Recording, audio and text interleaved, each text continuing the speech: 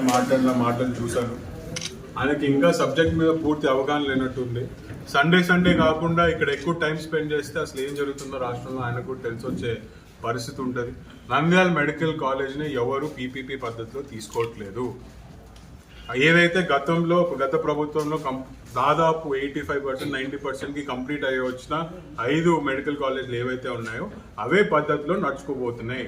కొత్తగా ఏవైతే 30% కూడా కన్స్ట్రక్ట్ కాని మెడికల్ కాలేజీలు ఉన్నాయో దాన్ని పీపీపీ విధానంలోకి మనం తీసుకోబోతున్నాం. కారణం, ప్రైవేట్ వ్యక్తులు వస్తే డబ్బులు తొందరగా పెడతారు, తొందరగా కాలేజ్లో ఫినిష్ అవుతాయి, తొందరగా స్టూడెంట్స్ కూడా కాలేజీకి వెళ్ళే పరిస్థితి ఉంటుంది.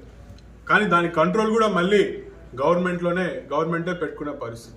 దానికి ఎందుకు వీళ్ళు ఇంత రాద్ధాంతం చేస్తున్నారో అర్థం కాదు. ఫస్ట్ ఈ సండే మాజీ ఎమ్మెల్యేకి నేను తెలియజేసుకుంటుంది ఏంటంటే, నువ్వు ఫస్ట్ తెలుసుకో, నంద్యాల మెడికల్ కాలేజ్ ఇప్పటికి ఏదైతే సిద్ధాంతంలో నడుస్తుందో, ఏ పద్ధతిలో నడుస్తుందో అదే పద్ధతిలో కూడా రేపు పొద్దున కూడా నడవబోతుంది.